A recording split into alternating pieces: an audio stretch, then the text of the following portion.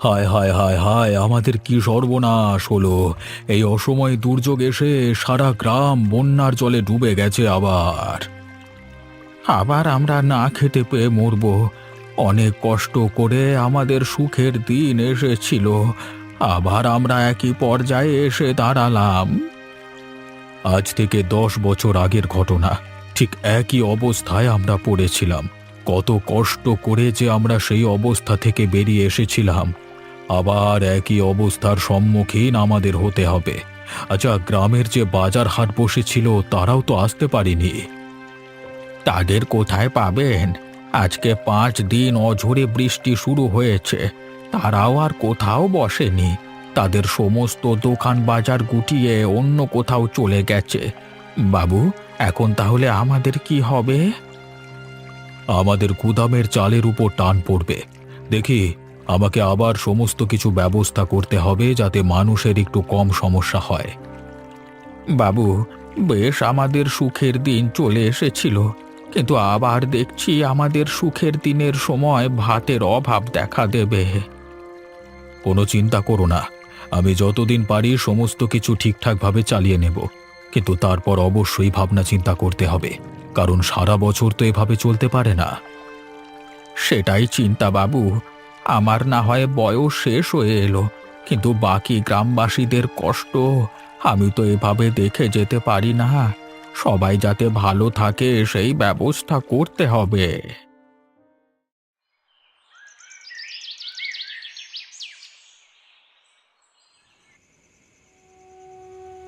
গিন্নি, আবার সেই দুর্যোগের মধ্যে আমরা পড়ে গেলাম। যে ভয় আমি করেছিলাম সেই ঘটনা আবার ঘটল গো। এইভাবে অসময়ে দুর্যোগ এসে ধান জমিগুলো সব ডুবিয়ে দিল। এখন কি সেখান থেকে কিছু ধান পাবো? কোথায় ধান তুমি পাবে? ধান তো সব হয়ে গেছিল, এখন ধান ঝাড়বার সময় এসে গেছিল। সব ধান পচে নষ্ট হয়ে যাবে, কোনো ধান তুমি পাবে না। তাহলে এবার আমাদের কি হবে? কি খেয়ে থাকবো আমরা?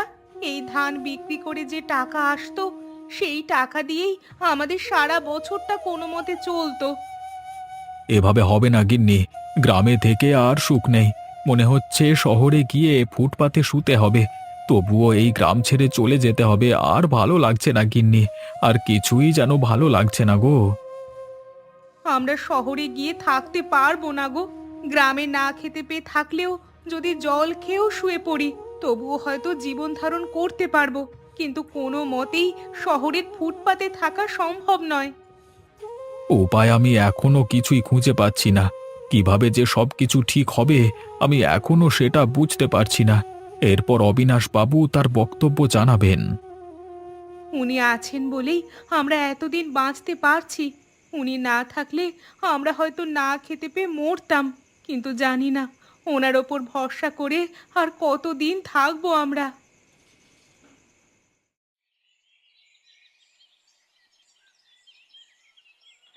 বাবু কি ব্যস্ত আছেন? আপনার সাথে কিছু কথা ছিল বাবু। আরে এসো এসো রতন, তুমি কি আজকে চাল নেবে নাকি? কিন্তু এখনো তো লোকজন আসেনি গো কাজের। না বাবু, আমি চাল নিতে আসিনি, আমি আপনার সাথে কথা বলতে এসেছি। হ্যাঁ বলো না রতন, কি বলবে? বলছি বাবু, এরকম করে আর কতদিন চলবে? এইভাবে আপনি যদি নিজের জমানো জিনিস থেকে আমাদেরকে দিতে থাকেন, তাহলে এক সময় তো সবকিছু শেষ হয়ে যাবে।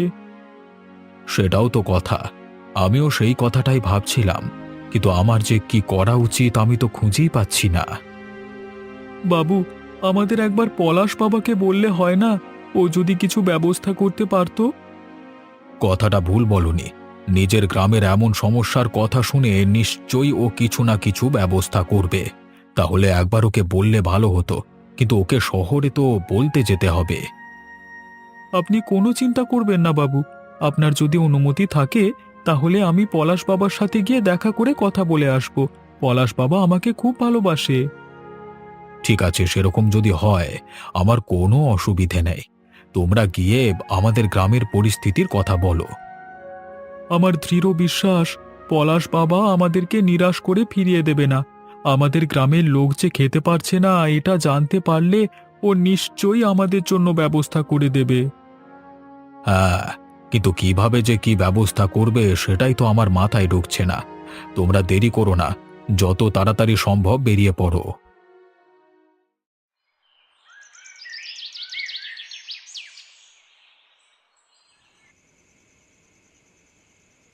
বুঝলে গিন্নি, একবার মনে হচ্ছে শহরে যেতে হবে আমাকে। তাই নাকি? শহরে গিয়ে কাজ করে তুমি অনেক টাকা আনবে, তাই তো? আরে না না গিন্নি, টাকা আনবো না। আমি যাচ্ছি অবিনাশবাবুর ছেলে পলাশের সাথে দেখা করতে। কেন? অবিনাশবাবুর ছেলের সাথে তোমার আবার কি দরকার? ওর ছেলের সাথে দেখা করে তোমার কি হবে শুনি? আসলে গিন্নি, আমাদের গ্রামের পরিস্থিতির বিষয়ে একটু জানাতে যাব পলাশ বাবাকে। পলাশ বাবা নিশ্চয়ই আমাদেরকে সাহায্য করবে। গ্রামের কথা ছাড়ো তো। আপনি বাঁচলে বাপের নাম, নিজে বাঁচো তাহলেই হবে। এটা তুমি ঠিক কথা বললে না গিন্নি। এই সময় শুধু নিজের কথা চিন্তা করলে হবে না।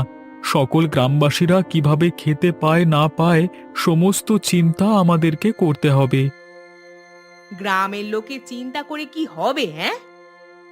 কি কি শহরে যাচ্ছিস দাদা? এই যে আমি একাই যাব রে, কাকে আর সাথে নেব বল দেখি। একা যেও না গো দাদা, তুমি বরং গোপাল কাকাকে সঙ্গে নিয়ে যাও। দুজন মিলে যেতে ভালোও লাগবে, আর কথাও ভালোভাবে বলে আসতে পারবে। কথাটা তুই ভুল বলিসনি, তাহলে তাই করতে হবে। গোপালকে সাথে নিয়ে যেতে হবে।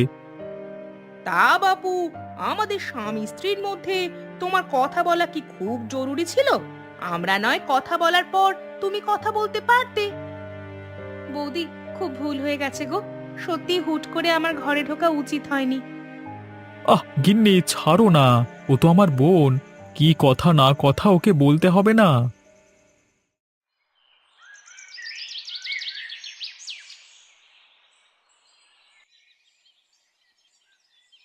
গোপালদা, একটা কথা ছিল গো, তুমি কি আছো বাড়িতে? আরে রতন, আয় আয়। হ্যাঁ ভাই, বল কি বলবি।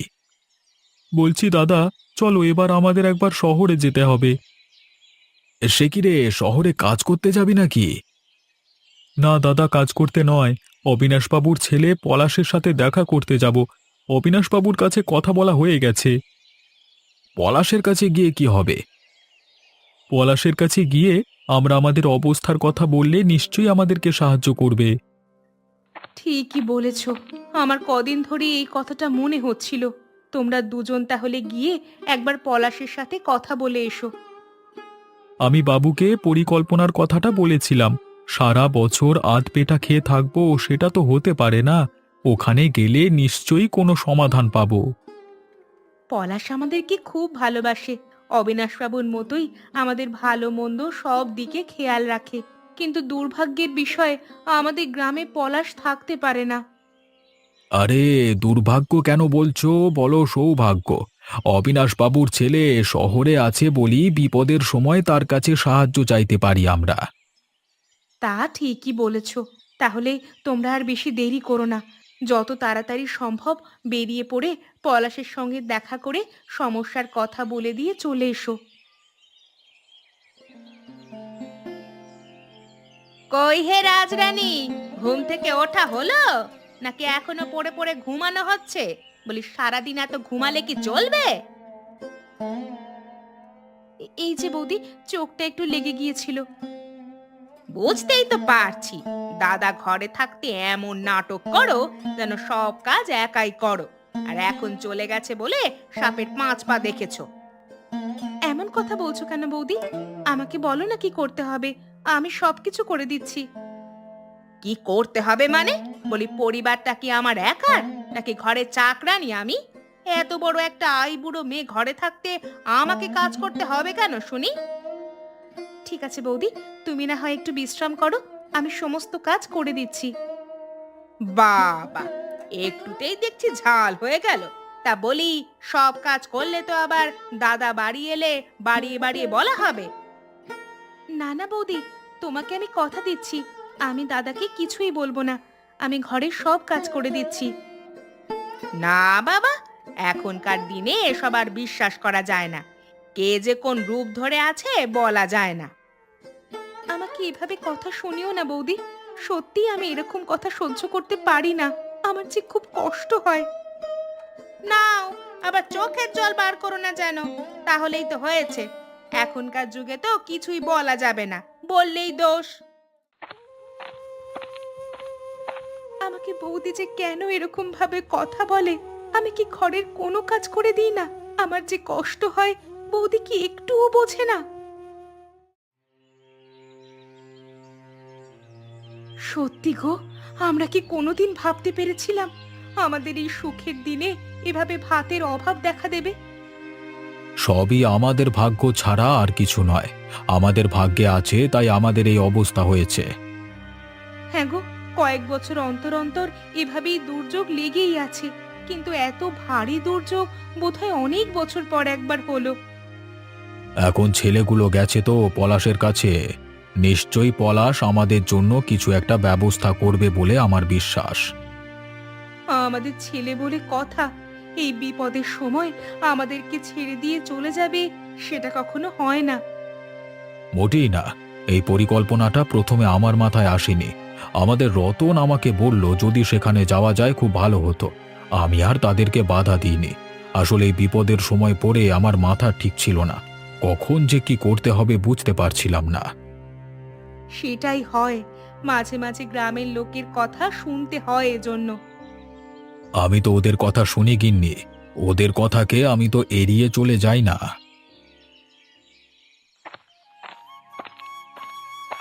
পলাশ বাবা কেমন আছো? আমাকে চিনতে পারছো? আরে রতন দাদা, গোপাল কাকা, তোমরা এখানে? আমি যে বিশ্বাস করতে পারছি না। তা হঠাৎ করে কি ব্যাপার? অবিনাশবাবু আমাদের পাঠালেন তোমার সঙ্গে কথা বলবার জন্য। আসলে আমরা খুবই সমস্যায় পড়েছি, সেই কারণে তোমার কাছ থেকে সাহায্য প্রয়োজন। সাহায্যের প্রয়োজন? দুর্যোগের সময় খুব ক্ষয়ক্ষতি হয়ে গেছে নাকি? একদম ঠিক ধরেছ। এই দুর্যোগের ফলে আমাদের সমস্ত জমি জমা জলের তলায় ডুবে গেছিল। আমাদের সব ধান পচে গেছিল। এখন আমাদের মুখে ভাতটুকু তোলবার জন্য চাল নেই। সে কি? তাহলে তো তোমাদের ভয়ানক অবস্থা। খুব খারাপ পরিস্থিতির মধ্যে আছো তোমরা। আমরা বেশ সুখে ছিলাম। অবিনাশবাবু আমাদের উন্নতির জন্য কি না করেছেন, কিন্তু দুর্যোগ এসে আমাদের সব সুখ কেড়ে নিয়ে চলে গেল। এখন আমাদের গ্রামে খাবারের খুব সংকট হয়ে যাচ্ছে। যা খাদ্য মজুত করা ছিল সব কিছুই ধীরে ধীরে শেষ হয়ে যাচ্ছে। হ্যাঁ, ব্যাপারটা আমি বুঝতে পারছি। আসলে আমাদের বাইরের দেশ থেকে এবছর প্রচুর গম আনা হয়েছে। যদি তার কিছুটা আমাদের গ্রামে পৌঁছানো যেত, মূল্য না হয় আমি দিয়ে দিলাম কোম্পানিকে। তাতে যদি তোমার সুবিধে হয় তাহলে তাই করো। গ্রামের লোকেরা আমরা সবাই এখন তোমার দিকেই তাকিয়ে আছি ভাই। তোমরা কোনো চিন্তা করো না। আমি থাকতে তোমাদের কোনো ক্ষতি হবে না। আমি একদিন পরই কিছু শস্য নিয়ে গ্রামে ফিরছি। তোমরা আমার বাবাকে গিয়ে জানিয়ে দিও যেন গুদামঘর ভালো করে পরিষ্কার করে রাখে। ঠিক আছে পলাশ বাবা, আমরা আজকে গিয়ে অবিনাশবাবুকে এই সুখবরটা জানিয়ে দিচ্ছি। তোমার দেখা পেলাম, তোমার সঙ্গে কথা হলো, এটাই অনেক। এবার তাহলে আমরা এলাম, কেমন? আচ্ছা আচ্ছা, এসো। সাবধানে যেও, কেমন?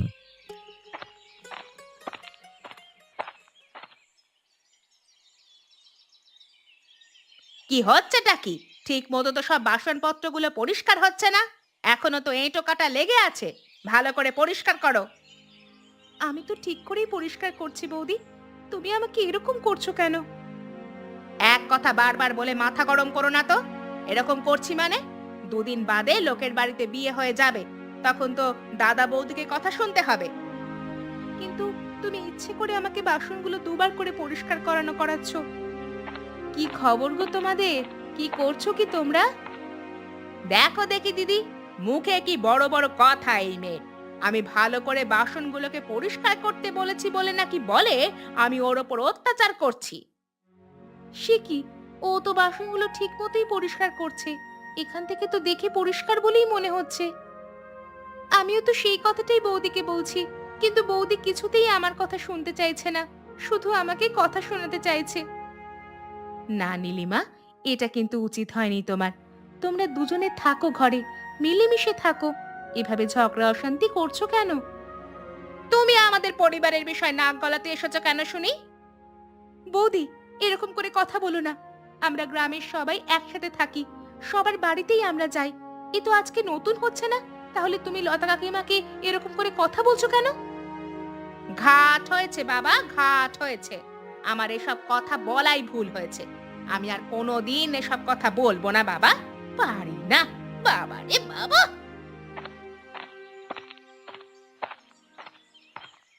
কি ব্যাপার বলো তো, তোমার বৌদি এরকম ব্যবহার করছে কেন? দাদা না থাকলে সাপের ৫ পা দেখে বৌদি। কি আর বলবো বলো তো।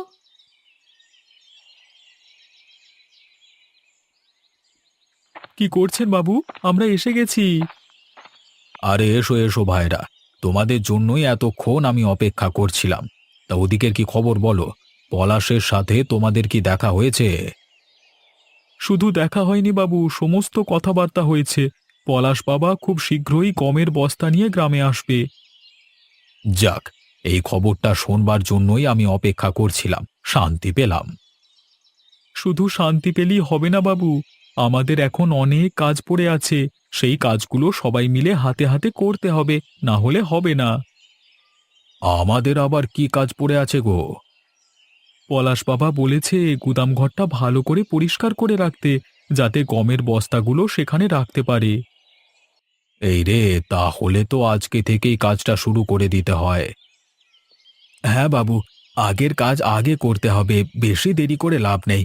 আমরা দুজন বরং একবার ঘর থেকে দেখা করে চলে আসি, তারপর এসেই আমরা গুদাম ঘর পরিষ্কার করতে শুরু করে দেব। ঠিক আছে, তোমরা তাহলে তাই করো। তোমরা তো এই আসছো, তোমাদের একটু বিশ্রামের প্রয়োজন। একটুক্ষণ বিশ্রাম নিয়ে তোমরা বরং কাজটা শুরু করে দাও।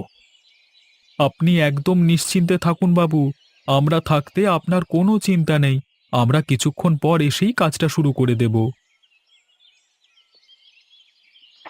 কোথায় গেলি গিন্নি? কোথায় কল্পনা? আমি চলে এসেছি রে। শুনছ? শুনছ? তোমার বোন আমাকে কি বলেছে শুনছ? আমি নাকি ওকে সারা দিন কথা শোনাই। বাড়ির কাজ ঠিকমতো করতে পারে না বলে আমি দুটো কাজ শিখিয়ে দিই। এখন সেটাই হয়ে গেছে আমার দোষ। তুমি চুপ করো তো। বাড়ি আসতে না আসতেই কানের কাছে তোমার কথা শুরু হয়ে গেল। দাদা, পলাশ কি বললো? আমাদের গ্রামের লোকেদের জন্য কিছু কি করবে? হ্যাঁ রে বোন, করবে তো বটেই। দেখ না, হয়তো কালকের মধ্যেই আমাদের জন্য ব্যবস্থা করবে, গমের বস্তা নিয়ে আসবে এখানে, বুঝলি? তাহলে এবছর আমাদের আর ভাত খেয়ে থাকা হলো না। যেটুকু চাল আছে আর কদিন হয়তো চলবে। হ্যাঁ রে বোন, কি আর করবি বল, যেটা ভাগ্যে আছে সেটাই করতে হবে। সেই আর কি। তাহলে তো তোমাদের অনেক কাজ গো। কাজ তো আছে বটেই। এই তো তোদের সাথে একটু দেখা করতে এলাম। এরপরেই ওখানে গিয়ে অবিনাশবাবুর গুদামঘর পরিষ্কার করতে হবে। তাহলে এ বাড়িতে আমার কথার কোনো গুরুত্ব নেই, তাই না? দেখো গিন্নি, তুমি নাকে কেঁদো না বলে দিলাম। তোমার এসব জিনিস আমার ভালো লাগে না একদম। ভালো, তোমার বউয়ের আগে বোন আগে হলো, তাই তো? আমার কাছে দুজনেই সমান। কোথায় একটা কাজ থেকে ফিরলাম, জিজ্ঞাসা করবে যে কি হয়েছে না হয়েছে, তা নয় সঙ্গে সঙ্গে তুমি আমার কান ভাঙানি দিতে শুরু করে দিলে। বেশ, আমি তবে আজ থেকে এই চুপ করলাম। আর কোনো দিন আমি বেশি কথা বলবো না।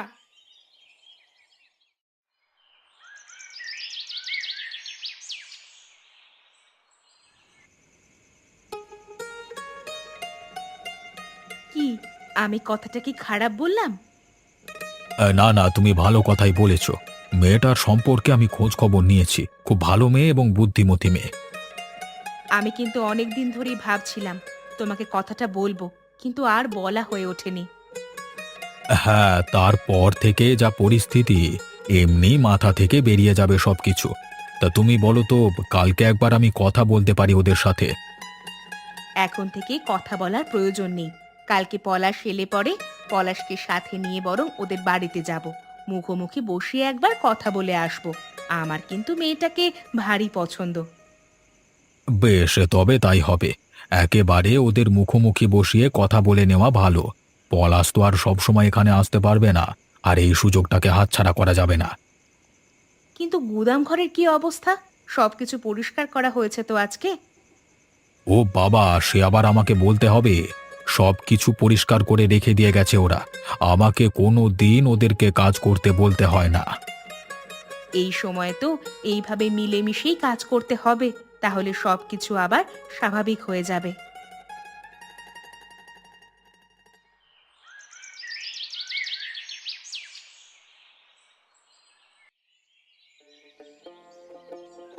কোথায় গেলে রতন?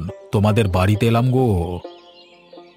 আরে আসুন আসুন অবিনাশ বাবু, পলাশ বাবা তুমি চলে এসেছো, ভালোই হলো, আমি এইমাত্র বেরোচ্ছিলাম। আরে না না রতন, শোনো, তোমার সাথে একটা অন্য দরকারে এলাম। হ্যাঁ বাবু বলুন না, আমি সমস্ত রকম সাহায্য আপনাকে করব। আরে তোমার বোনটি কল্পনা সে কোথায়? আমি ভাবছিলাম তাকে আমার ঘরের বউ করে নিয়ে যাব, পলাশের সাথে বিয়ে দেব। কি সৌভাগ্য আমার, সত্যি আমি খুব খুশি। আমি এক্ষুনি ডাকছি ওদেরকে। কোথায় কল্পনা? আরে নীলিমা বাইরে এসো।